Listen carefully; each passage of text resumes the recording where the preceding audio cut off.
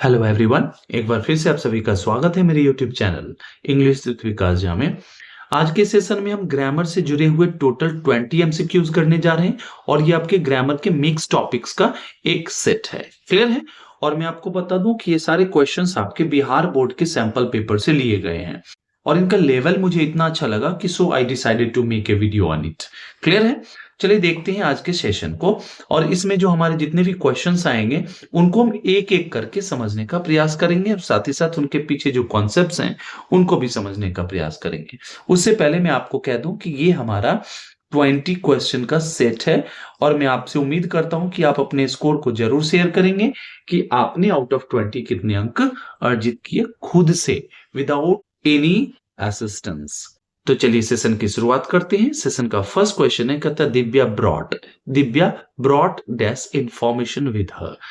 दिव्या अपने साथ कुछ जानकारी लेके आई, कुछ इंफॉर्मेशन लेके आई। ठीक है ना? अब क्या होगा? सम होगा, सेवरल होगा, एनी होगा, मेनी होगा। तो इससे पहले आपको यह समझना पड़ेगा कि नाउन और एडजेक्टिव के बीच क्या रिलेशन है। खास करके जब हम बात करते हैं डिटर्मिनर की, तो डिटर्मिनर क्या होता है ना, बड़ा स्पेसिफिकली यूज किया जाता है सेंटेंस में। कैसे? तो देखेंगे कि बहुत सारे हमारे ऐसे डिटर्मिनर्स होते हैं जिनके साथ हम देखेंगे कि काउंटेबल नाउन का प्रयोग होता है। काउंटेबल में भी देखेंगे कि सिंगुलर, प्लूरल, फिर देखेंगे कि अनकाउंटेबल नाउन का प्रयोग किया जाता है। इसलिए आपको इनके मीनिंग को समझने की आवश्यकता पड़ती है। सम का प्रयोग हम क्या करते हैं? काउंटेबल और अनकाउंटेबल दोनों के सेंस में करते हैं। इससे पहले आपको जानना पड़ेगा कि इंफॉर्मेशन जो हमारा नाउन है ये किस तरह का नाउन है। ये हमारा अनकाउंटेबल नाउन है। क्लियर है? एक चीज तो तय हो गया कि option number B, option number D ये छट गए, क्योंकि सेवरल और मेनी के बाद हम क्या देखते हैं कि आगे प्लूरल काउंटेबल नाउन का प्रयोग किया जाता है। अगर इस तरह से अगर आप इंफॉर्मेशन रखते हैं ना, जानकारी रखते हैं ना, तो चीजें आसान हो जाएंगी आपके लिए। ठीक है ना? एनी का प्रयोग करते हैं हम किस सेंस में? या तो इंट्रोगेटिव सेंटेंस में, जब आप किसी चीज के बारे में पूछ रहे हैं, काउंटेबल हो या अनकाउंटेबल हो, दोनों के सेंस में, या फिर निगेटिव सेंस में। तो यहां देखेंगे कि सेंटेंस जो हमारा ना तो इंट्रोगेटिव है ना ही निगेटिव है, जिसका आंसर ये भी छट जाएगा। बचा कौन? Option number A, which is going to be your correct answer. Clear है? चलिए आगे बढ़ते हैं। नेक्स्ट कहता है हमारा, children often have their way dash throwing tantrums. अब देखते हैं कि बच्चों का एक तरीका होता है अपनी बात को मनवाने के लिए। टेंट्रम्स का मतलब क्या है कि बच्चे जो वो उछलने लगते हैं, कूदने लगते हैं, लेटने लगते हैं, चिल्लाने लगते हैं, रोने लगते हैं, इसको हम टेंट्रम्स बोलते हैं। क्लियर है? तो उनका एक तरीका होता है अपनी बातों को मनवाने के लिए। अब इस सेंस में क्या करते हैं कि वो अपना एक जरिया डेवलप करते हैं कि वो चिल्ला करके, हल्ला करके, या बैडली कोई भी एक ऐसा तरीका वो ढूंढ लेते हैं जिससे कि एडल्ट्स उनके बस में आ जाते हैं। तो यह उनका तरीका हुआ, मीन्स हुआ।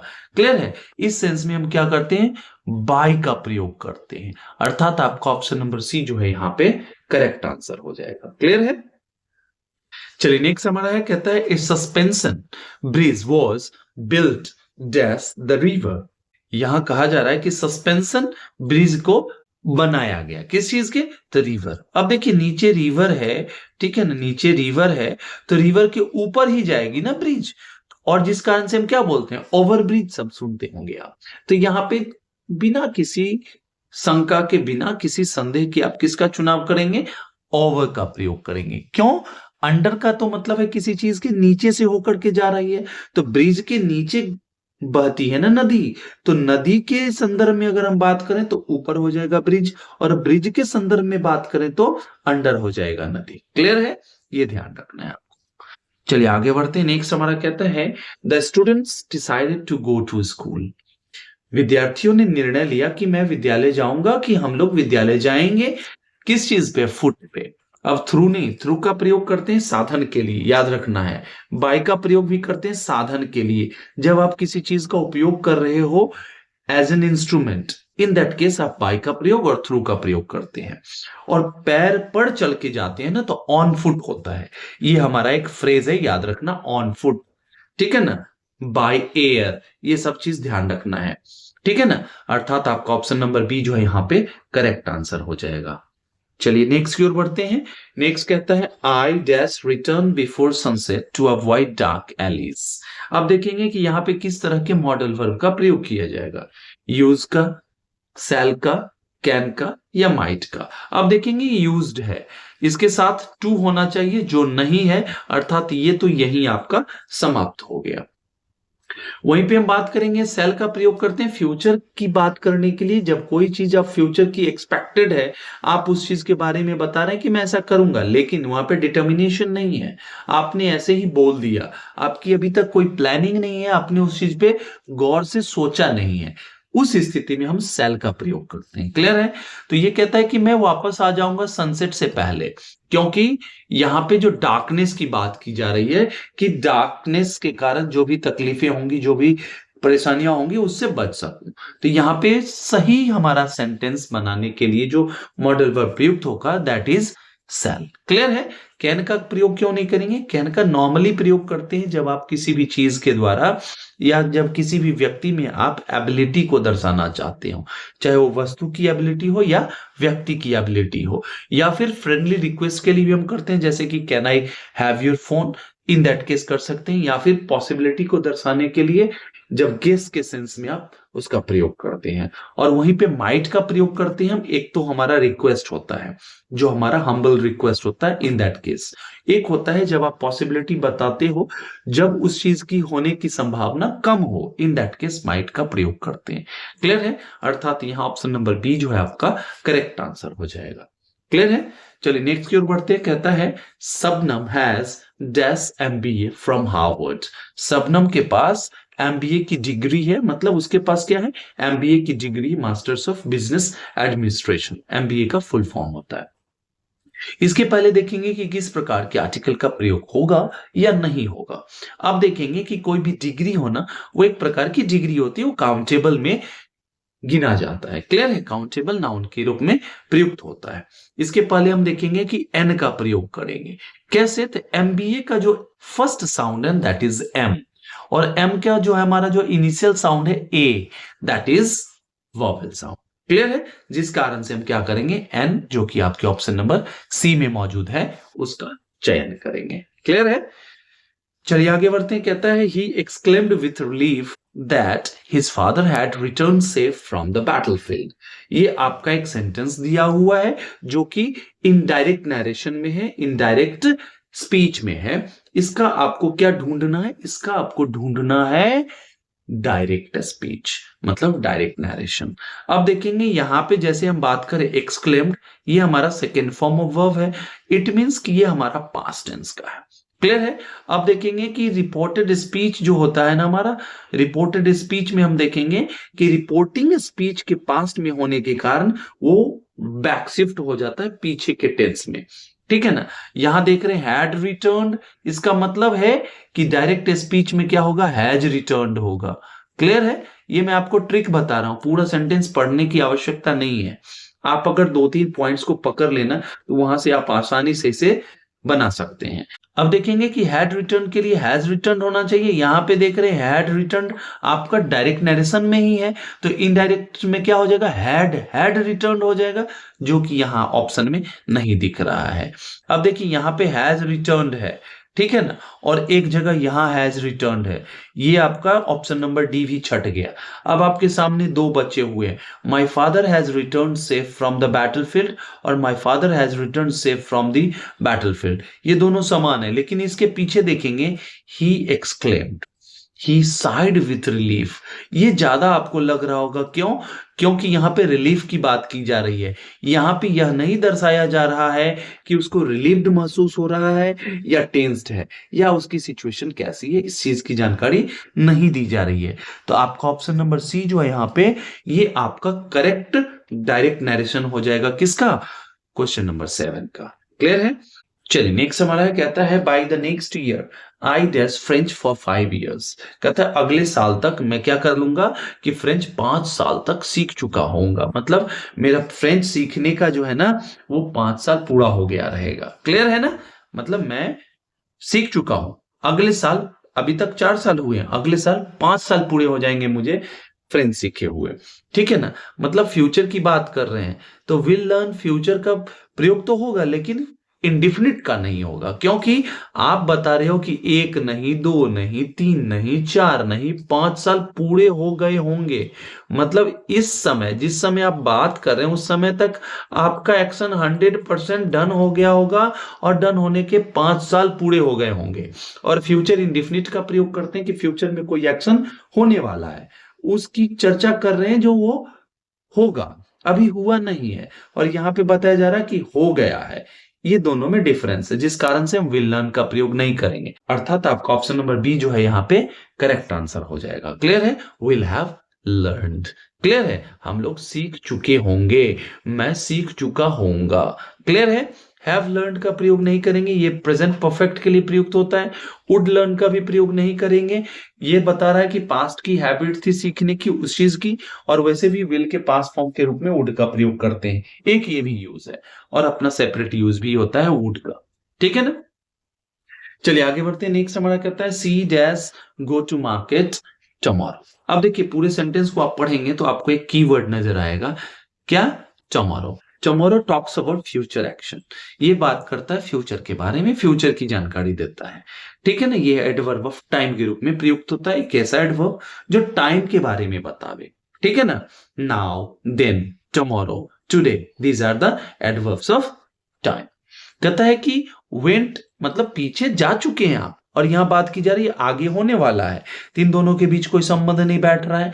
गोज का प्रयोग करते हैं हम तब जब कोई चीज आपका एक रिपीटेड एक्शन हो, शेड्यूल्ड एक्शन हो, या आपके टाइम टेबल का वो एक हिस्सा हो। इन दैट केस, हालांकि प्रेजेंट इंडिफिनिट का भी प्रयोग करते हैं नियर बाय फ्यूचर के एक्शन को बताने के लिए, लेकिन यहां पे वो उपयुक्त नहीं बैठेगा। ठीक है ना? क्यों? क्योंकि अभी निर्णय जो है ना 100% डन नहीं हुआ है। आप सिर्फ बोल दिया आपने कि मैं ऐसा कल करूंगा, मैं जाऊंगा, आप वैसे ही बोल दिया, उस चीज के बारे में उतना प्लानिंग नहीं है आपके पास। अर्थात ऑप्शन नंबर सी जो है यहाँ पे करेक्ट आंसर हो जाएगा। डी इसलिए नहीं होगा, हैव गॉन मतलब आप जा चुके हैं, एक तो ये अर्थ होगा, और दूसरा सी के साथ इनका कोई कॉम्बिनेशन नहीं बैठ रहा है। सी अपने साथ हैज लेता है, हैव नहीं लेता है। क्लियर है? चलिए आगे बढ़ते हैं। नेक्स्ट हमारा कहता है the jury dash divided in their opinion. ये तो मैंने कई एक बार अपने सेशन में कराया है, और ये ऐसा क्वेश्चन है जो बारंबार पूछ ही देता है। ठीक है ना? अब देखेंगे कि जूरी हमारा सिंगुलर और प्लूरल दोनों रूपों में प्रयुक्त होता है। क्लियर है? जूरी हम कहते किसको है? जूरी हम कहते हैं जज के समूह को। और अगर जज का समूह है और सब मिलकर के एक निर्णय दे रहा है तब ये सिंगुलर होगा। लेकिन जब इनके बीच में देखते हैं मतभेद हो जाता है, डिवीजन हो जाता है, उस स्थिति में ये ग्रुप में बट जाते हैं, इंडिविजुअल के रूप में गिने जाते हैं और ये प्लूरल हो जाते हैं। और इस बात की पुष्टि कौन कर रहा है? डिवाइडेड। ये बता रहा है कि भैया उन सबों के बीच जो है ना मतभेद हो गया है, और जिस कारण से हम क्या करेंगे? प्लूरल वर्ब का चयन करेंगे, जो कि आपका ऑप्शन नंबर बी है। क्लियर है? चलिए नेक्स्ट की ओर बढ़ते हैं। कहता है they say that they dash going to travel abroad the following month.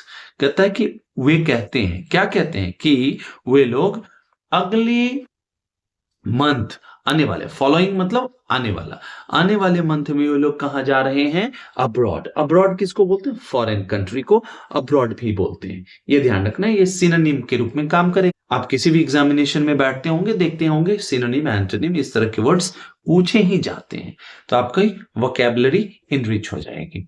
दे के साथ हम क्या करते हैं? इज का प्रयोग करते हैं? नहीं करते हैं। हैड, हैव या आर। तो यहां पे देखेंगे गोइंग, गोइंग आईएनजी फॉर्म है, इसका प्रयोग क्या करते हैं? इसके पहले हम वर्ब बी का प्रयोग देखेंगे। तो देखेंगे कि वर्ब बी यहां भी है, यहां भी है और यहां भी है। बी का फॉर्म है be, been, being, is, am, are, was, were. ये टोटल 8 है। ठीक है ना? अब किसका प्रयोग होगा? Have been going, they have been going, वे लोग जा रहे होंगे। फॉलोइंग मंथ, नेक्स्ट मंथ की बात कर रहे हैं आप। ठीक है ना? इस स्थिति में जा रहे होंगे, जबकि हम क्या करते हैं? प्रेजेंट परफेक्ट कंटिन्यूअस का प्रयोग करते हैं जब कुछ पोर्शन हमारा एक्शन का कंप्लीटेड हो और फिर आगे कुछ जारी हो, उस स्थिति में। जबकि यहां कुछ ऐसा बताया नहीं जा रहा है। कैसे? तो ये बता रहा है कि आगे होने वाला है। इस स्थिति में हम क्या करेंगे? आर का चयन करेंगे, जो कि प्रेजेंट कंटिन्यूअस का निर्माण करेगा। क्लियर है? चलिए आगे बढ़ते हैं। नेक्स्ट हमारा कहता है the vines were dash the garden through the broken fence.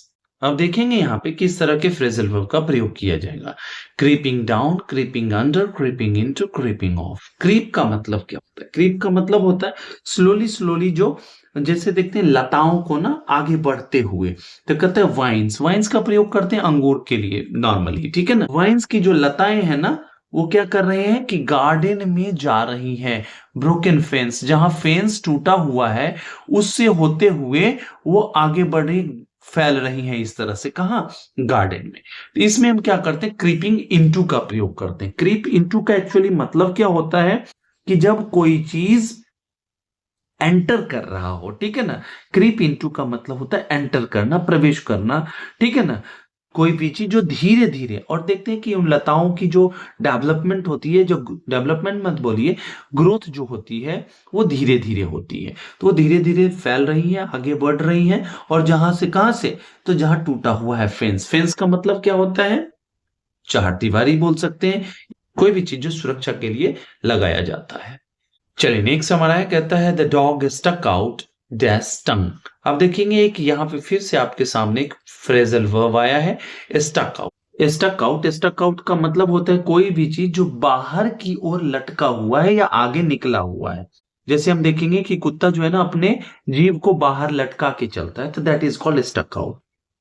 और यहाँ पे बात भी की जा रही है जीभ की, ठीक है ना। अपने जीभ को क्या किया? स्टक आउट, बाहर लटकाए हुए था।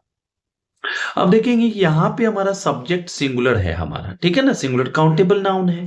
तो इसके लिए जो यहाँ पे हमारा पॉजिटिव एडजेक्टिव आएगा, इन दोनों के बीच में एग्रीमेंट होना चाहिए।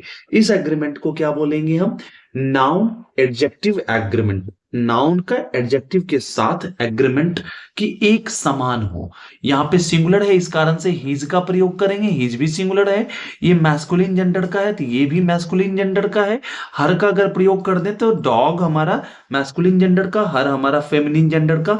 तो इन दोनों के बीच का जो हमारा ये जो एग्रीमेंट है, that will be violated. Clear है? इस कारण से इसका हम क्या करेंगे? हिज का प्रयोग करेंगे।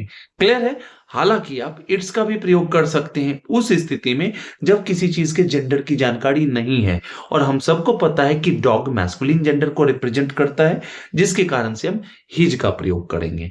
वैसे इसके पीछे एक और रीजन दिया जाता है कि भाई कोई भी चीज जो छोटा जानवर है उसके लिए हम इट का प्रयोग कर सकते हैं। That is clear and fair. Clear है? चलो आगे बढ़ते हैं। नेक्स्ट हम देखते हैं। नेक्स्ट कहता है हमारा, Rachna has been living in New York dash 2005। Rachna जो है ना न्यूयॉर्क, रचना जो है ना न्यूयॉर्क में रह रही है। कब से रह रही है? तो 2005 से रह रही है। हमने देखा है कि जब पॉइंट ऑफ टाइम की बात की जा रही हो, जब किसी स्पेसिफिक डेट की बात की जा रही हो, डे की बात की जा रही हो, ईयर की बात की जा रही हो, या पार्ट ऑफ द डे की बात की जा रही हो, तो उसके साथ हम सिंस का प्रयोग करते हैं। क्लियर है? अर्थात यहाँ पे ऑप्शन नंबर सी जो है आपका करेक्ट आंसर हो जाएगा। क्लियर है? चलिए नेक्स्ट की ओर बढ़ते हैं। नेक्स्ट हमारा कहता है हर्षिता लुक्स एग्जॉस्टेड। हर्षिता कैसी दिख रही है, कैसी जान पड़ रही है? कि वो थकी हुई सी है, बुझी बुझी सी है। तो इसका मतलब क्या है कि वह क्या होगी? लग रहा है कि वो बीमार है। अब देखिए, कोई जो दिख रहा है आपको, और दिखने से आप 100% श्योर हो जाते हैं कि this might be the cause, उस स्थिति में क्या करते हैं हम? आप मस्ट का प्रयोग करते हैं। याद रखें, माइट मैंने पीछे के सेंटेंस में बोला, इट डजंट मीन कि यहां पे माइट का प्रयोग होगा। जब आप किसी चीज को देखने के साथ निर्णय कर लेते हैं कि this is going to be the reason, उस स्थिति में मस्ट हो जाता है। मस्ट कंपल्सन की बात करता है, मस्ट नेसेसिटी की भी बात करता है, मस्ट कोई भी चीज जो 100% आपका गेस है उसकी भी बात करता है। क्लियर है? तो चलिए आगे बढ़ते हैं। नेक्स्ट हमारा कहता है Ranjeet dash apologise for his mistake. Ranjeet जो है ना, क्या करना चाहिए उसे? किस चीज की उसे माफी मांगनी चाहिए? तो अपोलोजाइज करना चाहिए अपने मिस्टेक के लिए। मैं आपको एक कॉन्सेप्ट साथ ही साथ सिखा देता हूं। अपोलोजाइज के साथ हम फॉर का प्रयोग करते हैं जब आप किसी अपने व्यवहार को लेकर के, या यूं कहें कि अगर कोई नाउन दिख गया यहां पे जिस चीज के लिए आप माफी मांग रहे हैं, तो वहां पे फॉर का प्रयोग होगा। अगर व्यक्ति से माफी मांग रहे हैं तो हम वहां पे टू का प्रयोग करेंगे। क्लियर है? Ranjeet need ought to, can, shall। अब मैं आपको एक चीज बताता हूं, नीड का प्रयोग करते हैं जब सेंटेंस आपको निगेटिव में हो या इंट्रोगेटिव में है। तो यहां तो ना तो निगेटिव में है ना ही इंट्रोगेटिव में, खत्म कर दीजिए। ought to का प्रयोग करते हैं कोई भी चीज जो आपका सेल्फ कॉन्साइंस, मतलब आपका जो स्वविवेक है ना, वो बोल रहा है कि यार ये एथिकल चीज है, ये करना चाहिए था। जैसे आपसे किसी को धक्का लग जाता है और आप आगे बढ़ जाते हैं और फिर आगे याद आता है यार नहीं, मुझे रुक करके उसकी मदद करनी चाहिए। ये आपका जमीर जो है ना अंदर से, जो ये जो आपको दे रहा है कि भाई ये एथिकल है, ये करो, तो उस संदर्भ में हम ऑट टू का प्रयोग करते हैं। क्लियर है? अर्थात यहां पे वही होगा। अपोलोजाइज करने में आप क्या करते हैं, जब आप कंसाइंस, आपका कंसाइंस जो है कहता है कि ऐसा करो, तो इस सेंस का बोध होता है और ऑट टू का प्रयोग करेंगे। कैन का प्रयोग नॉर्मली हम क्या करते हैं, एबिलिटी को दर्शाने के लिए। सेल का प्रयोग हम फ्यूचरिटी के लिए करते हैं, जो कि यहां दोनों उपयुक्त नहीं होगा। क्लियर है? चलिए नेक्स्ट की ओर बढ़ते हैं। नेक्स्ट आपसे कह रहा है कि choose the correctly spelled word. आपके सामने ये 4 ऑप्शंस दिए गए हैं और इसमें से उसका चुनाव करना है जिसका स्पेलिंग करेक्ट। कहता है पहला है हमारा इंसॉल्यूबल, दूसरा है इंसोल्यूबल, इंसोलेबल, इंसोलेबल। ये 4 वर्ड्स हैं, इसमें देखेंगे कि कौन सा है जिसका स्पेलिंग सही है। तो ऑप्शन नंबर ए आपका सही है। कैसे? सॉल्यूशन आपने पढ़ा होगा, घोल पढ़ा होगा आपने केमिस्ट्री में, संतृप्त घोल, अति संतृप्त घोल, असंतृप्त घोल, ठीक है ना। तो ये सॉल्यूबल का मतलब है जो कि डिसॉल्व हो जाता हो किसी लिक्विड में, ठीक है ना। और इन जो है हमारा निगेटिव मीनिंग है, जो नॉट का मीनिंग देता है। इनसॉल्यूबल मतलब that can not be dissolve in any kind of liquid, ठीक है ना। तो ये हमारा सही आपका स्पेलिंग वाला वर्ड है। क्लियर है? चलिए नेक्स्ट की ओर बढ़ते हैं। नेक्स्ट कहता है the police caught the thief. ये हमारा एक्टिव वॉइस का, इसको आपको पैसिव में कन्वर्ट करना है, ठीक है ना। आप देखेंगे कि ये हमारा सब्जेक्ट है, ये हमारा वर्ब है, और वर्ब में कौन सा है, वर्ब का सेकेंड फॉर्म है, और ये आपका ऑब्जेक्ट है। ये पहले आ जाएगा द थीफ, तो देख रहे हैं यहां भी द थीफ, यहां भी द थीफ, यहां भी द थीफ, और इसमें तो है नहीं, अभी तत्काल इसको छांट के चलते हैं। V2 है, मतलब जैसे V2 हो गया तो वॉज या वर प्लस वर्ब का थर्ड फॉर्म। अब द थीफ क्या है हमारा, सिंगुलर का है, इस कारण से वॉज आ जाएगा, और वर्ब का थर्ड फॉर्म। कॉट का वर्ब थर्ड भी कॉट ही होता है, तो क्या हो जाएगा, द थीफ वॉज कॉट। अब देखेंगे कि ये किस में दिख रहा है, द थीफ वॉज नहीं है यहां पे वॉज है ही नहीं, अर्थात आपका ऑप्शन नंबर सी जो है करेक्ट आंसर हो जाएगा। एक बार वेरिफिकेशन भी कर लेते हैं, कहीं ऑप्शन नंबर डी ना आंसर हो जाए। The thief was got by the police, ये सही हो जाएगा। अब मैं आपको एक साथ ही साथ एक नियम बताता हूं कि नॉर्मली जब देखेंगे कि कोई एक्शन जिसके लिए कोई नियुक्त किया जाता है, मतलब पुलिस का काम है चोर को पकड़ना, ये ध्यान रखेंगे आप, ठीक है ना। इस स्थिति में हम बाय का प्रयोग नहीं करते हैं। अगर ऑप्शन में सिर्फ इतना रहता है द thief was got, तो भी सेंटेंस सही होता, ठीक है ना। बाय का प्रयोग हम देखते हैं तब करते हैं जब आप उस चीज के बारे में चर्चा कर रहे हैं, ठीक है ना, या आप बताना चाहते हैं कि ये किसके द्वारा किया गया है। नहीं तो पेसिव वॉइस बनाने का मतलब क्या है, पेसिव में तो वही है कि आप डूअर को ना गॉन कर दे रहे हो, एक्शन को परफॉर्म करने वाले को आप गॉन कर रहे हो, एक्शन को जिस पर इफेक्ट जा रहा है एक्शन का, उसको आप हीरो बना रहे हो। चलिए नेक्स्ट की ओर बढ़ते हैं। नेक्स्ट हमारा कहता है don't touch the hot stove warned my mother. मेरी माँ ने मुझसे कहा क्या, कि इस गर्म चूल्हे को मत छुओ, ठीक है ना। यहां देख रहे हैं कि इंपरेटिव सेंटेंस है, ठीक है, और इंपरेटिव सेंटेंस में हम देखेंगे टू का प्रयोग किया जाता है कंजंक्शन के तौर पे। यहां देख रहे हैं दैट का प्रयोग है, खत्म। और हम शुरुआत में देखेंगे कि माय मदर वार्नड मी, तो यहां देख रहे हैं सभी में आपको ये दिख रहा है। और डोंट है मतलब नॉट टू का प्रयोग किया जाएगा, कंजंक्शन टू के पहले हम नॉट का प्रयोग करेंगे, नॉट टू, चूंकि यहाँ पे नेगेटिव कमांड है। अब देख रहे हैं यहाँ पे नॉट टू है, यहाँ भी नॉट टू है, यहाँ पे सीधे टू है, तो ये खत्म हो गया आपका। यहाँ पे थोड़ी टाइपिंग एरर है, यहाँ पे टू नॉट होना चाहिए था according to the question paper के अकॉर्डिंग यहाँ पे टू नॉट होना चाहिए था, ठीक है ना। अर्थात आपका ऑप्शन नंबर सी करेक्ट हो जाएगा। वैसे ये दोनों सही है अभी जो लिखा हुआ है, लेकिन जहां से टाइप किया है ना, there is an error. Clear है?